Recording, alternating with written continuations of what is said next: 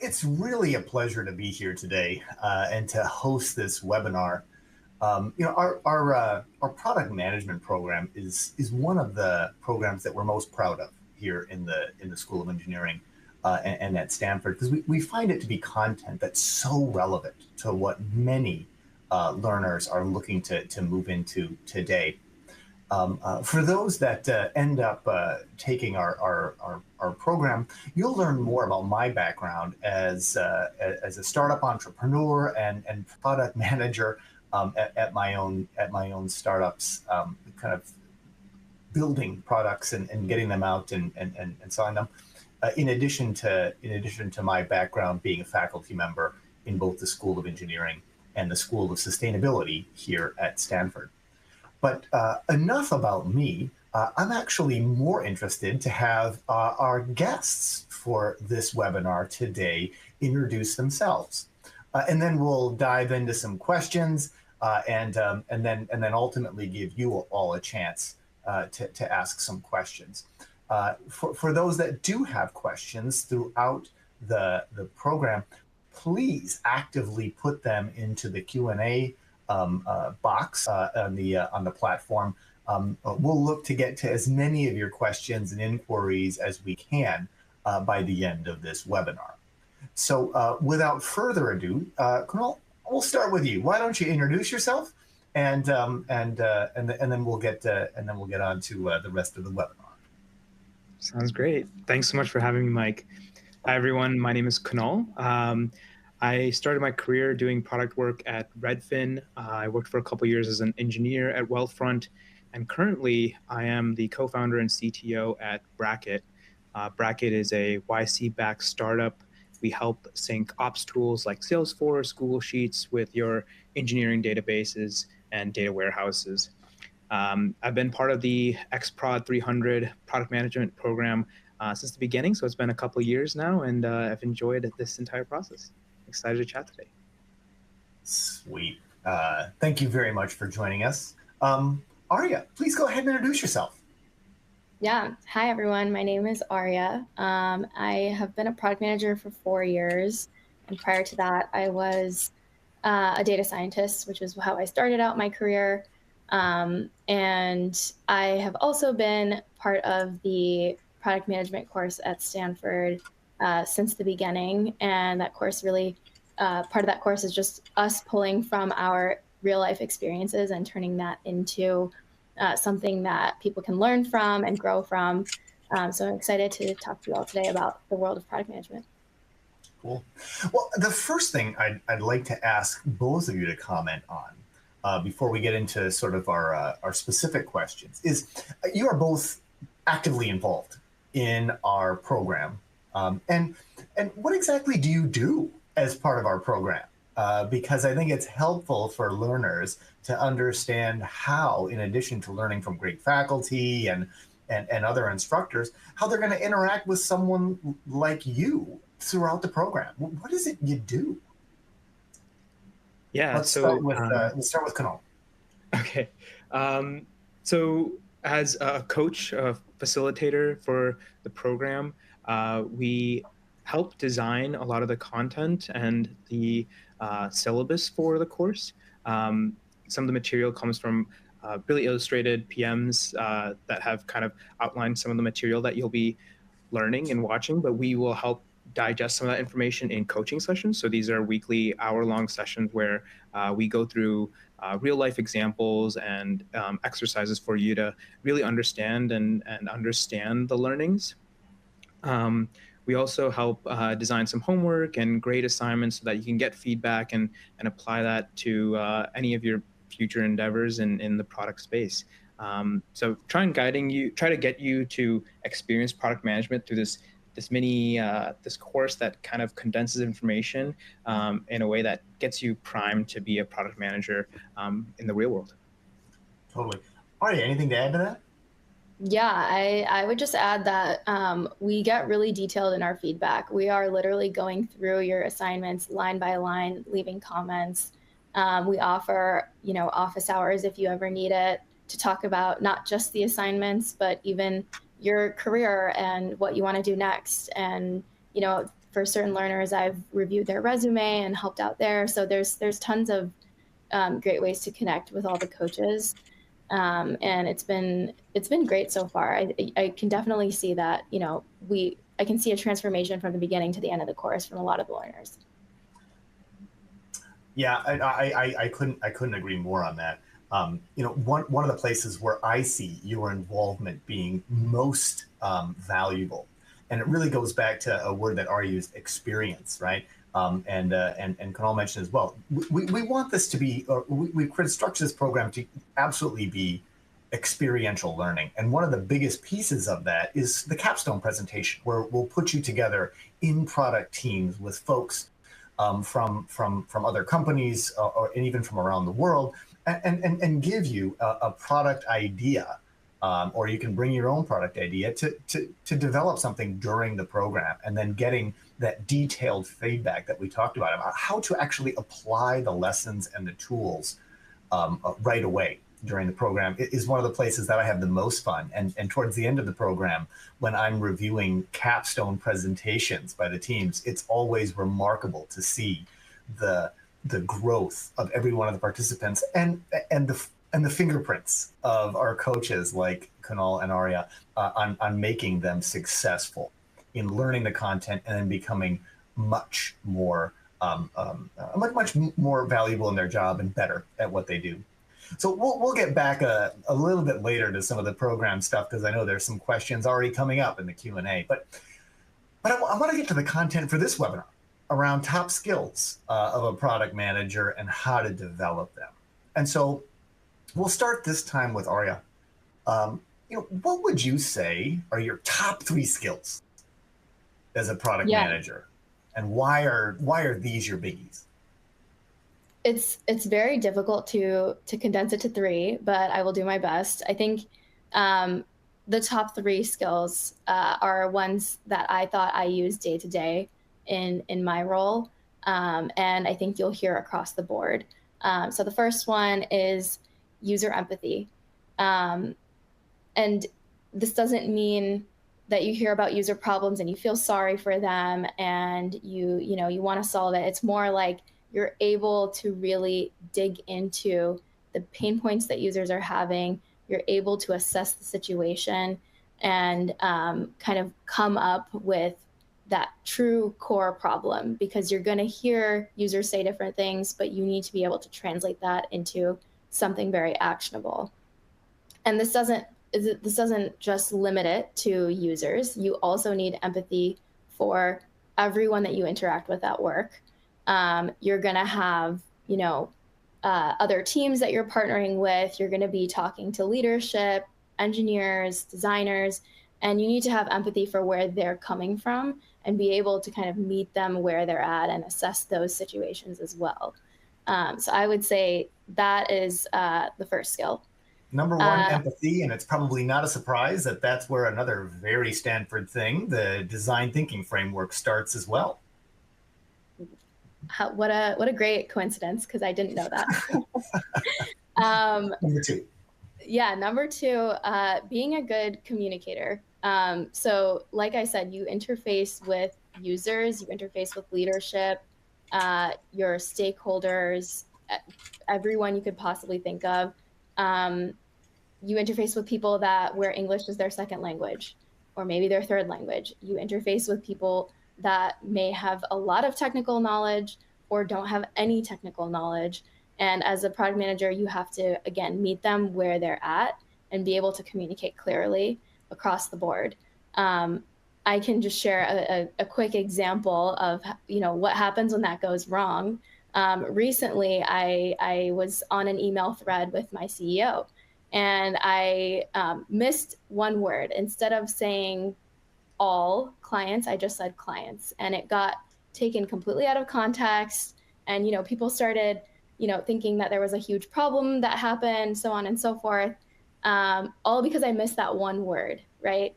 So it's really important to be super, super detailed and thorough in your communication so that you don't cause these ripple effects, and you're able to get that alignment with your team members and your company. So that's number 2.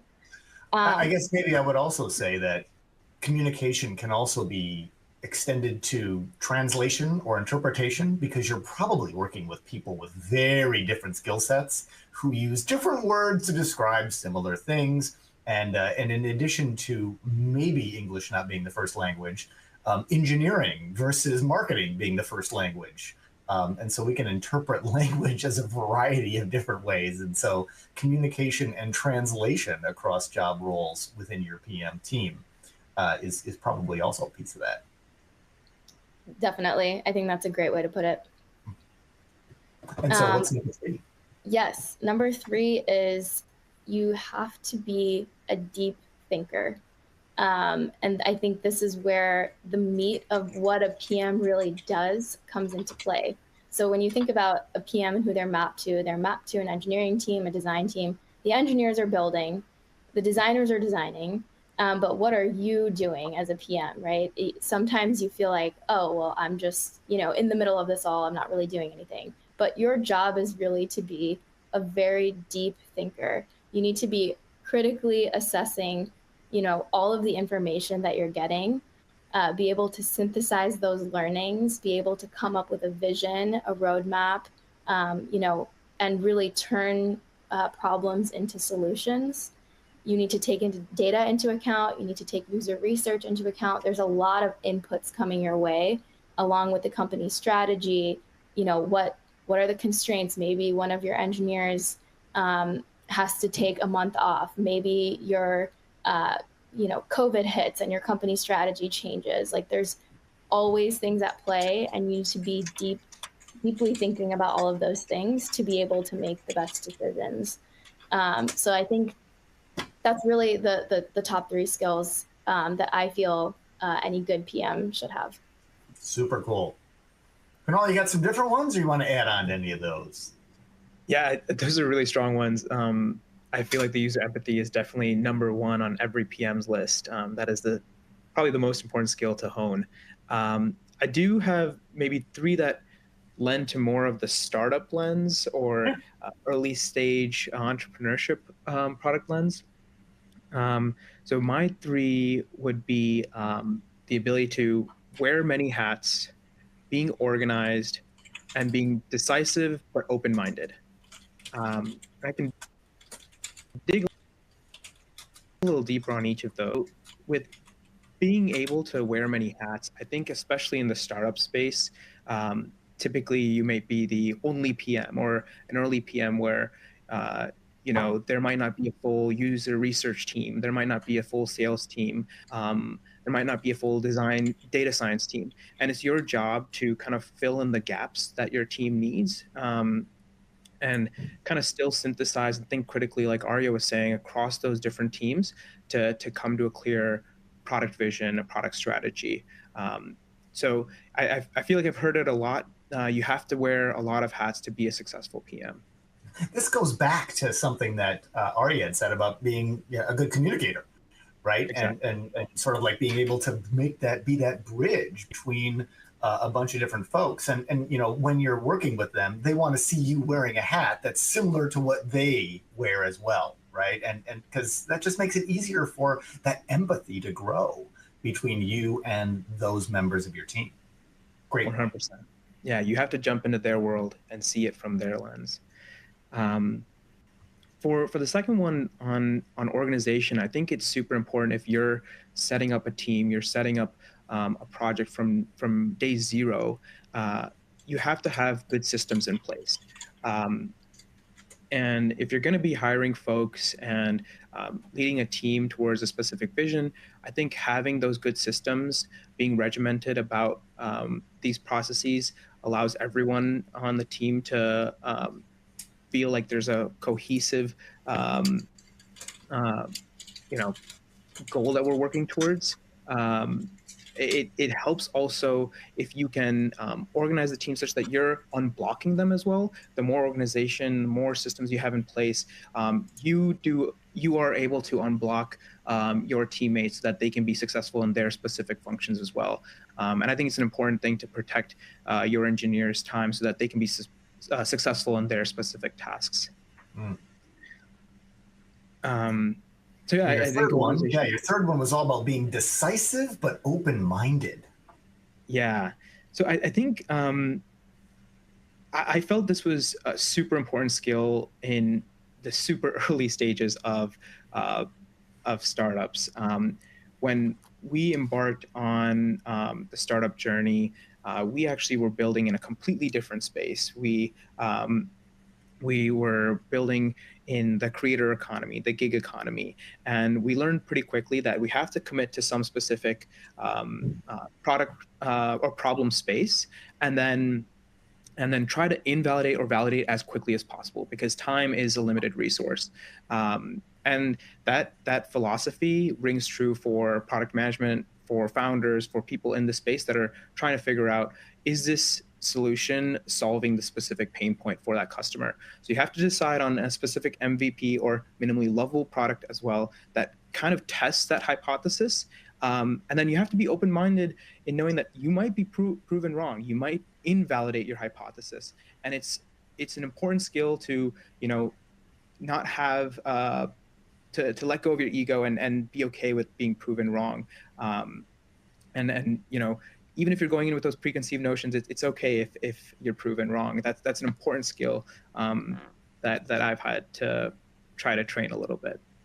Yeah, that's a great point. One of my colleagues, Rita Katila, who studies successful startups, uh, you know, has done a lot of work on the success metrics of startups that use a hypothesis-based approach towards product development and towards growth, in which they say, look, this is our hypothesis. Let's test it. Let's see if the customers like it. Let's see if this helps us grow. Let's see if this is successful. If it's right, great. If it's not correct, that's okay too, because we've learned a lot and we are going to use that learning in our next stage. And it sort of, we talk, of course, all the time in Silicon Valley about failing fast and being okay with that. But as with anything, failure hurts unless you can couch it in the idea of this is our hypothesis. It might be right, it might be wrong, but whatever the outcome is, we will have learned. We will have learned that it's right, we will have learned that it's wrong, and that in itself is a success. And so I really appreciate you making that point that you have to be open-minded, that even if your hypothesis is proven wrong, you as an individual and you as a team have learned a great deal. Definitely. So one of the other things that I'd like to connect between both of your lists is something that Arya had said, you got to be a deep thinker. And you Kunal had said, you got to be organized. And one of the things that I love about the way that we structure our programs is they're very framework driven. Yes, we'll have great examples. Yes, we'll have case studies. Yes, we'll have all of those types of things. But we also try to have every single learner leave with a set of tools in their tool belt, frameworks that can help them organize their thinking regardless of what comes their way. We have no idea what challenges our learners will face, or we have no idea what challenges we will face in the next year, next 5 years, next 10 years. And so when your team comes to you with a problem that you've never seen before, what are they looking for? They're looking for deep thought, they're looking for organization, and they're looking for leadership from the PM. And frameworks help you provide those things to your team. It shows that you have organized, clear, and deep ways of addressing problems and thinking about them in a structured way. And that's something that will benefit you throughout your career, regardless of how advanced you get in the PM role. And so I love that you connected all of those things together through your lists.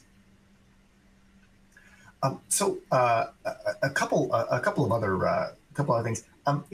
So if you can give us an example from just one of the three on your list, how you use it in your role today.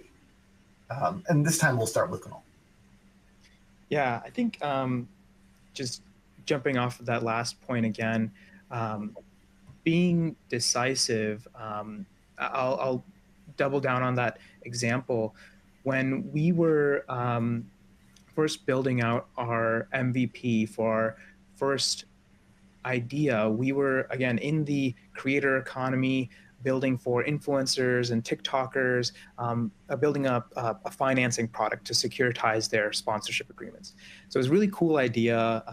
It sounded flashy, but then we realized, there wasn't a real pain point that we were solving for our customers. We didn't really understand our customers. We didn't practice that user empathy. And even though we decided to build out a product, we quickly decided that we were proven wrong, and we pivoted completely into a different problem space, into data and data engineering. And that quick decision to move fast and learn from those mistakes helped us a lot in terms of jumping to a problem that actually was a pain point for customers, and practicing that user empathy. So it allowed us to kind of practice some of these skills in the real world. And it's helped us to move fast in that sense. Totally. Arya, can you give us a deeper example on how you used one of your three top skills in a specific example?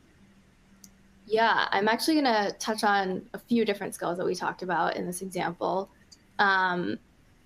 So as a PM, typically you're mapped to probably about 7 to 10 resources. 7 of those are engineers, maybe 1 designer and 1 analyst or something like that. In my role, I just happen to be mapped to 32, which poses quite a challenge, because running a team of 32 people can be operationally very challenging. And so I think this is where being organized, having empathy, and being a good communicator, all 3 of those really had to come into play. So I first off had to set up a lot of processes in place to make the team operationally efficient. So each team had, leads that were point of contacts for certain things. We had to divide up responsibilities and make sure that everyone was clear on the boundaries in place. The second thing was, how can we all communicate with each other, right? How can I make sure that, the data science lead and the engineering lead are all aligned and on the same page on what we're doing? So I set up, these weekly meetings where we have to talk things out, talk about what are our blockers, what are our concerns, are there any ideas we want to flesh out, and let's do that together as a team. And then the third thing was related to user empathy is, how can we make sure that we're grounded in what our customers are saying, given that there's 30 people, right, or more than 30 people on this team? How are we all going to make sure that we're all on the same page about what our customers are saying? And so for that, I set up, a weekly sync where we just go through our customer feedback. We start mapping it to different problems that we're solving, or maybe problems that we're not solving, and we kind of go through and prioritize those. So this is kind of an example where not only did I have to introduce a lot of organization into the team, but I had to make sure that I was able to make sure not only I'm communicating well with everyone, but everyone is communicating well with everyone. And we all are, at the end of the day, grounded in our users. Got it. Cool. So I want to ask a few questions that a little bit off the cuff, based on some of the things you've already said. Right. I'm going to start with Arya here. You transitioned from data science to being a product manager. This is probably not that strange in Silicon Valley of a transition. How did you find that transition? And also, were there any skills from your data science background that you specifically found important for your PM role? Yeah, that's a great question. So the way that it all started out actually was when I was a data scientist, my team just didn't have a product manager. And so I was unknowingly playing the role of a product manager. I was like, hey, can I talk to users? Can I, manage the stakeholder relationships? Can I, design what our vision should be for whatever model we're building, and so on and so forth.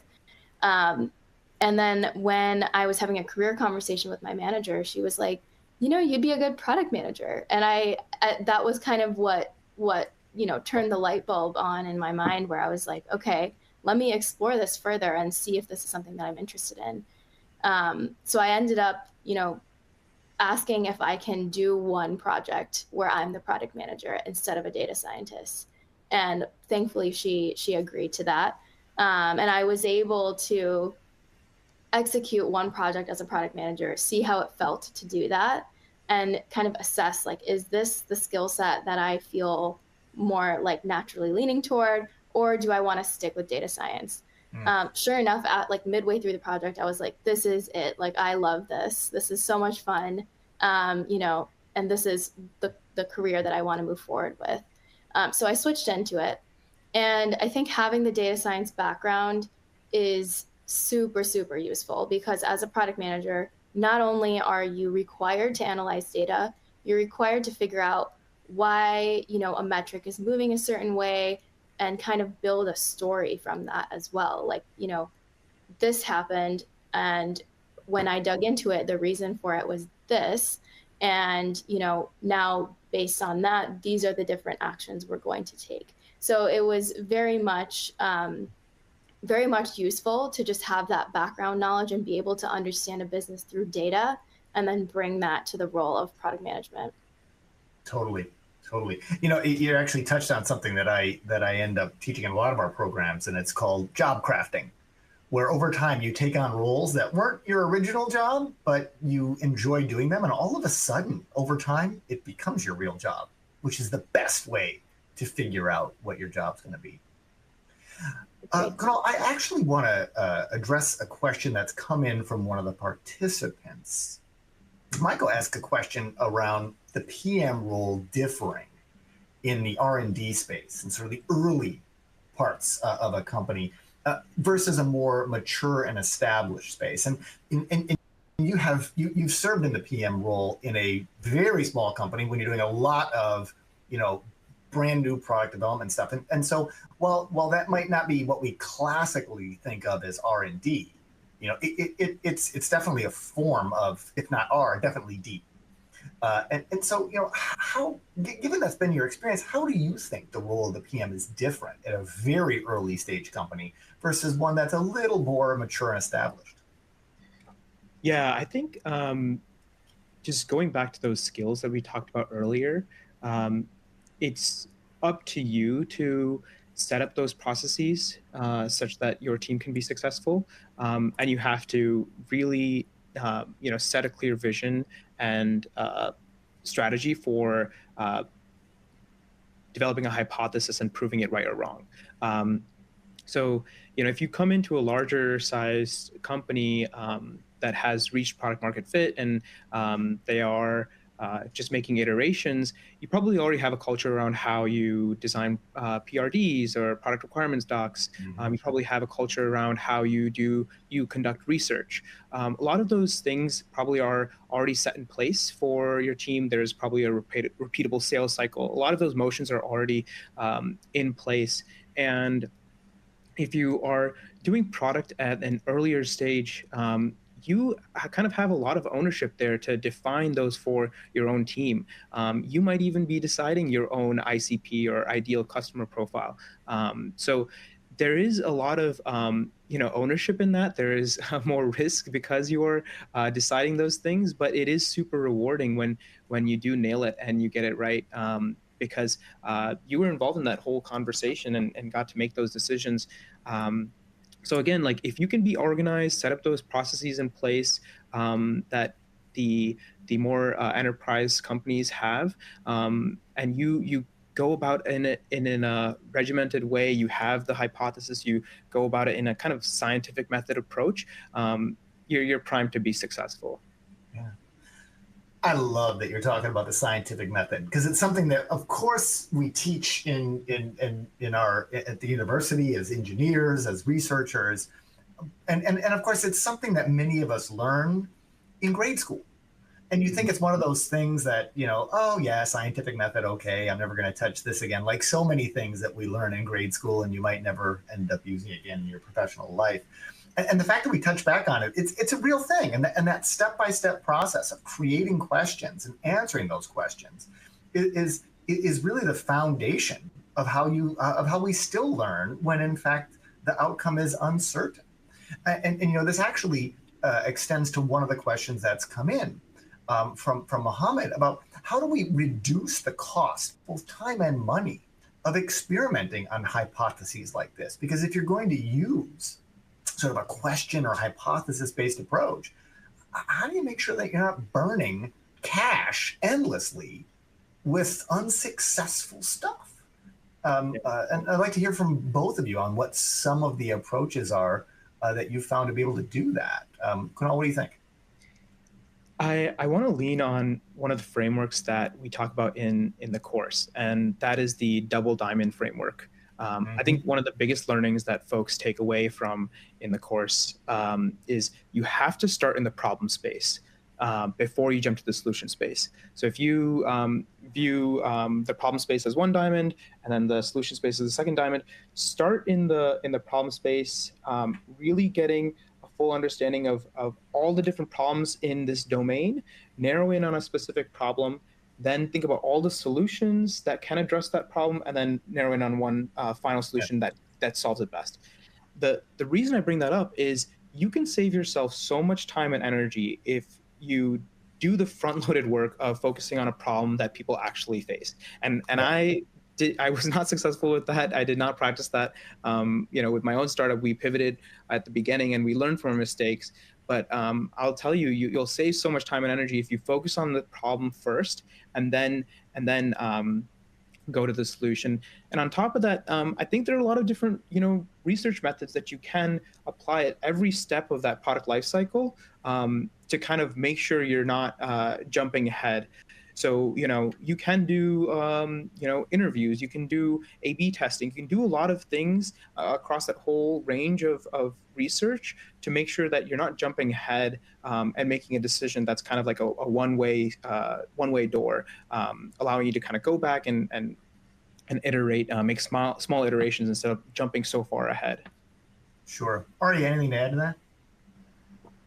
I think I want to just plus one to everything Kunal said. One of my mentors who's helped me a lot in product management said to me, if you've defined the problem correctly, the solution is obvious. And that really stuck with me because the hard part is really defining the problem correctly and really knowing that it is a problem and it's worth solving. The solution is not really the glitz and glam part. I actually think the problem is where if you can figure that out, then you will, find the right solution.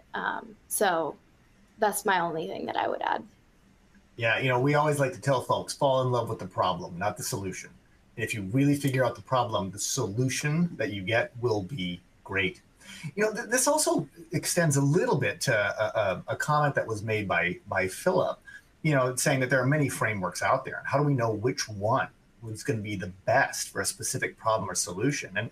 And my thoughts on that are this.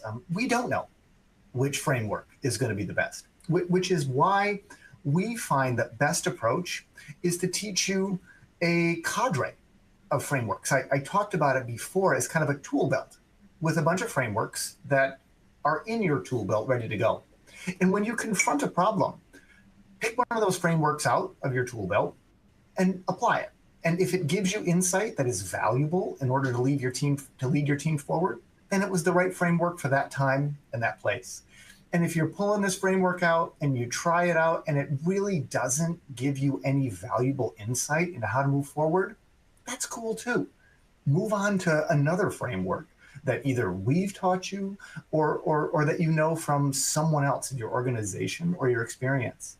Because I can't say that we know any better than anyone else about which frameworks are exactly applicable to which problems, which is why we try to give you a set of them so that you're ready for anything that comes your way and to apply a variety of different organizational techniques to solving those problems. So I want to go back to one of the questions that I had in my mind. So for junior PMs looking to cultivate the kind of skills that you had mentioned: empathy, communication, deep thinking, the ability to wear many hats, an organization in your DNA almost, and to be decisive, but it's okay to be wrong. How do you develop those things? How do you cultivate them?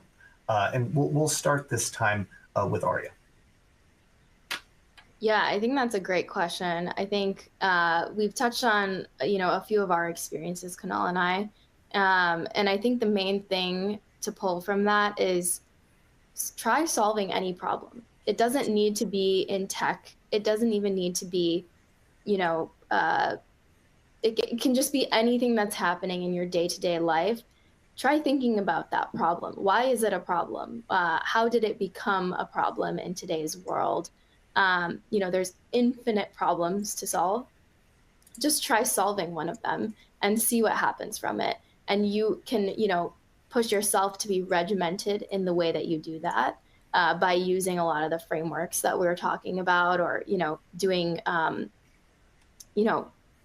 even coming up with your own framework if you feel like that works for you. A framework is only as good as you make it. When if your framework's really good, we're going to want to bring you in and talk about it so we can include it in our program, right? True, that is true. But I will say that I think our program does a great job of taking you through a full product development lifecycle end to end, starting from the problem discovery itself all the way to like how you would launch that. And I think that would be a great class to take if you're looking to like build your skills and really have a toolkit that you can use out in the real world. I think all of the coaches are very, very much grounded in the real world. We don't want to give you advice that is just, things you find when you just Google, what should I do as a product manager? We want to make sure that you're truly learning and you're truly able to use everything that you learn.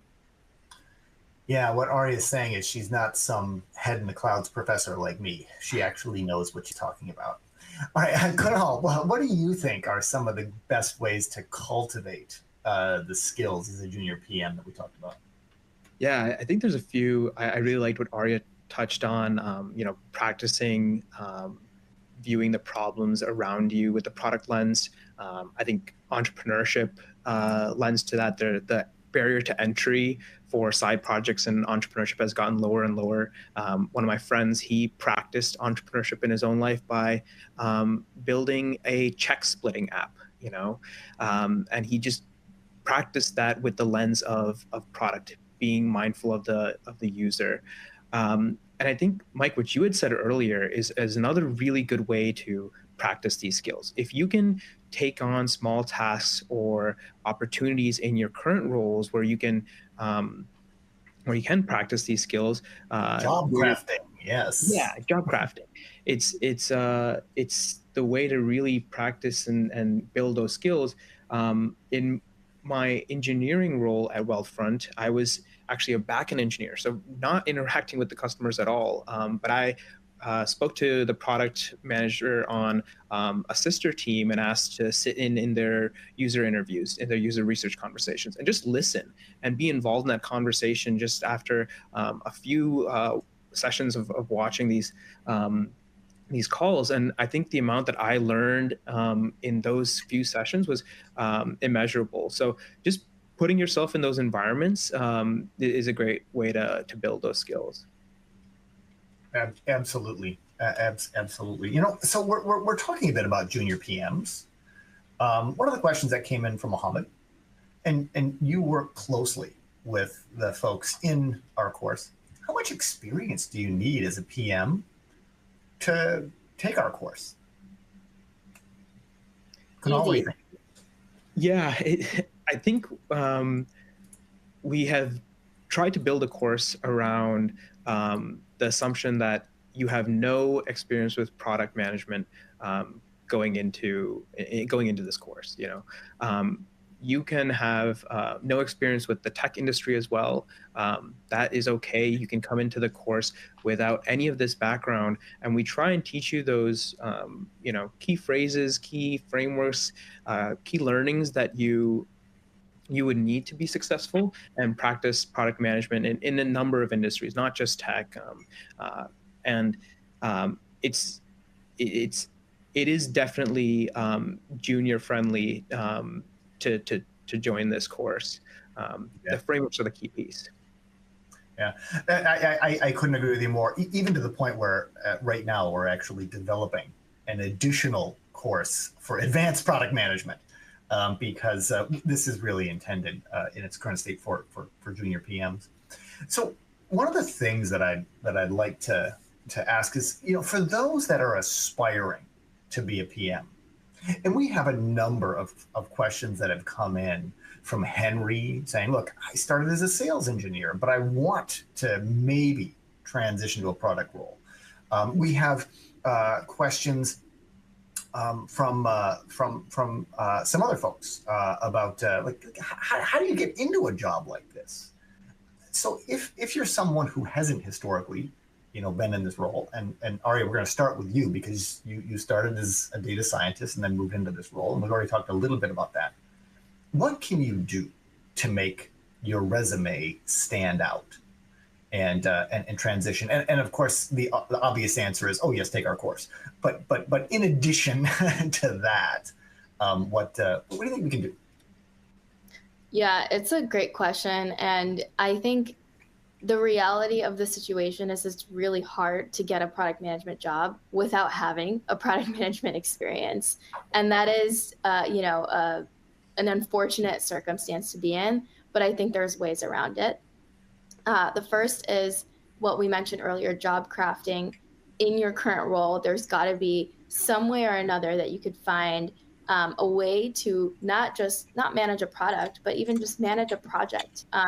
Lead something and get your leadership skills, develop those. And that in itself could be something that you put on your resume to say, I led this project, I worked with other teams and I got this out the door. You don't have to be a product manager to do that. So I highly recommend, job crafting in that way.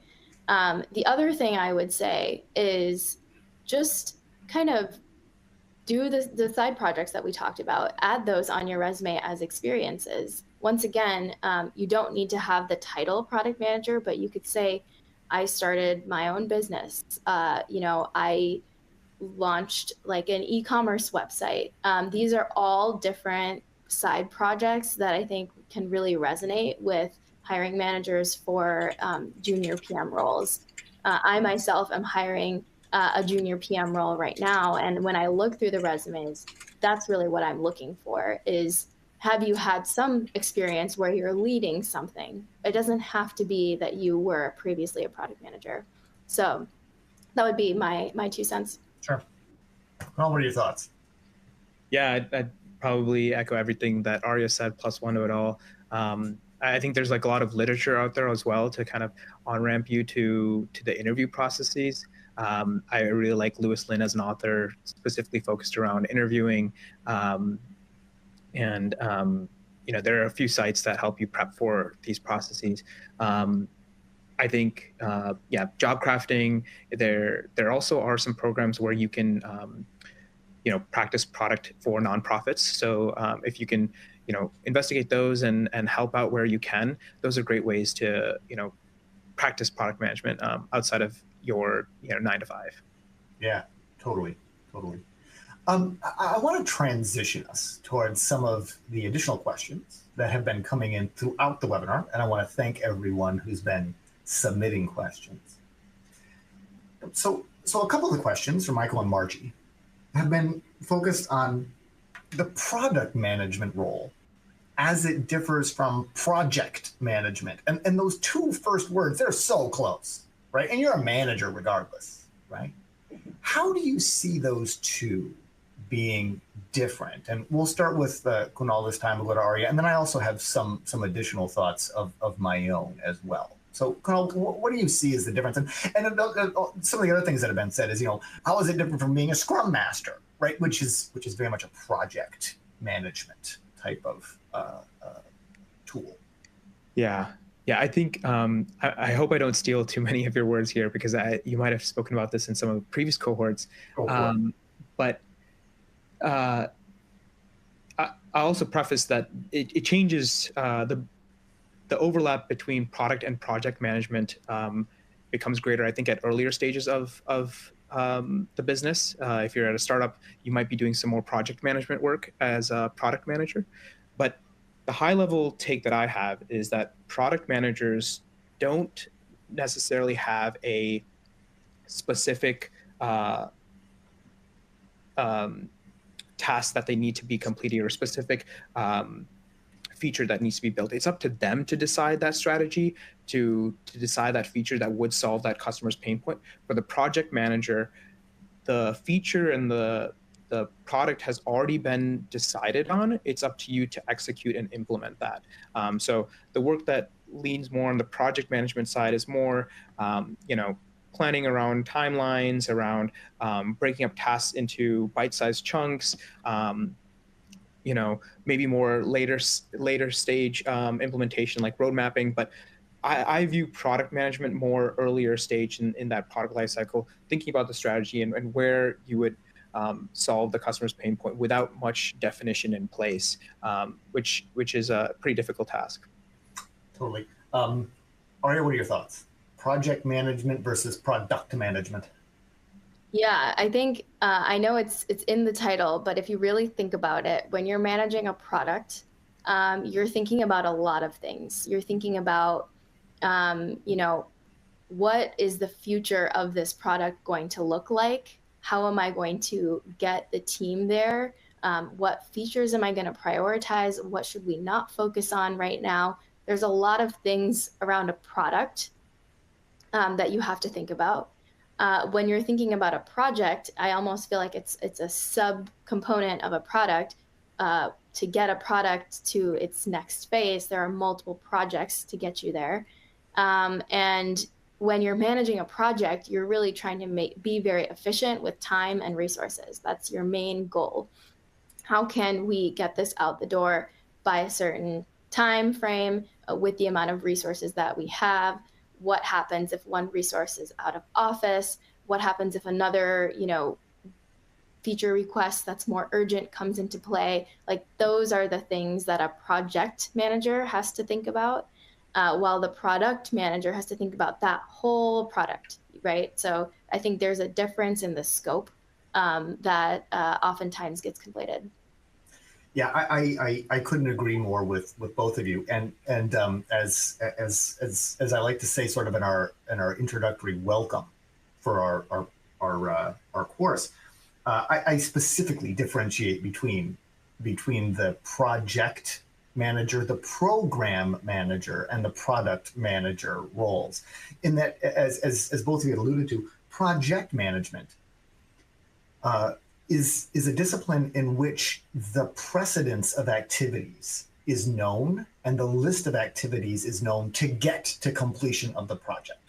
Right? We know, and the classic example is building a building, right? Okay, you've got a design for the building, and we know what it's going to take to get there. We know that we're going to have to probably pour the foundation before we build the walls, before we build the roof. And so the precedence of the steps and how you're going to move through it is known. It doesn't mean it's not incredibly challenging and everything can go wrong on the way there. But you know what you're doing, and we have tools to help manage the resource and the times associated with getting there. The program manager is one that looks to manage numerous projects that are interrelated. And you're looking to share best practices across different projects in order to get a much larger set of goals met. As you both alluded to, the product manager is much more like a venture. It's like trying to build a building where you don't know what the design is going to be. And so therefore, often it means rework. Often it means stepping back and saying, wow, we did not get that right. And so in many regards, it's a completely different role. Now, does it involve project management skills? Absolutely. Because yeah, you've got deadlines, you've got timelines, you've got resources you need to marshal, but it is fundamentally a very different role. And I think you both hit it right on the mark when you kind of said that you were trying to balance that. Another couple of questions from Medrick and Mahesh that relate to time management. What are some of the challenges you face when you're doing multiple products or multiple product managers and you're working simultaneously? And how do you manage workload and burnout and keep your team on the same page? And these questions are, of course, related as they both fit together. So, what are some of the things that you found useful? I'll go first. Yeah. Oh, yeah. Sorry. Arya, go ahead. No, you're good. I think the main thing to say here is that prioritization is your friend. It is very easy to get burnt out especially if you're managing, a big chunk of work. You can go, even if it's a very, very small feature, honestly, you can go very, very deep into that. There's a lot of complexities at play. You may have, teams coming to you asking for feature requests. Can you add this to your roadmap? Or can you help us with something that we're doing on our roadmap? And at the end of the day, you as a product manager need to be able to protect your time. You protect your team's time, but you also need to protect your time. And that's where prioritization comes into play. There's always something that has to be prioritized, but there's always a reason for something to be deprioritized. And you need to be able to, I know it's a common buzzword in the industry, ruthlessly prioritize, but truly you need to ruthlessly prioritize your time as a product manager. And, if there are issues where, hey, I have too many threads going on right now and I don't know how to manage this, you can always lean on your manager, right? You can always say hey, I don't think that this is sustainable for me. Here's my proposal. I think we need to deprioritize this and come back to it later. And that kind of can start that conversation and help you avoid burnout. So just ruthlessly prioritize. For sure. Kunal, anything to add to that? Yeah, a couple of things. Plus one on the, consistent prioritization framework. One strategy that we had, or we have at Bracket is, in addition to just prioritizing in a Scrum and Agile framework, oftentimes what happens is folks will prioritize the obviously high ROI elements. But what happens is sometimes there might be small bugs or small design changes that don't get enough attention. So we actually scheduled a 1-hour UI jam every Monday to kick off the week. And we knock off those small UI tasks that improve quality of life for the product and makes everyone else excited about what we're building. Because sometimes those little things that we get excited about, they get pushed to the side, and you're just focusing on those big ROI tickets. So we found that to be really rewarding. I think in general, protecting your mental health is super important. I do that with the gym. I have a specific calendar block for gym time in the morning, and I communicate that with my team. I think that helps convey that importance. And I do that with other aspects too. So I try and bucket all my meetings in certain blocks, and then keep a block for deep work and IC or individual contributor work, so I can actually get down to writing out those PRDs or those documents. So having blocks dedicated to certain functions can help you reduce that context switching as well. And I think that helps with burnout. Yeah, I love the idea of having a Monday morning work meeting where you can just knock some stuff out, and you know what that taps into is our natural dopamine high, right? When you just do a few things, get them off that checklist, and you start the week with a dose of natural dopamine, and you really hit the ground running that way. I love that. And Arya, you talk about ruthless prioritization. One of the questions that came in was frameworks, and do we have any example frameworks? And for prioritization, I always like to tell folks, check out the Eisenhower matrix.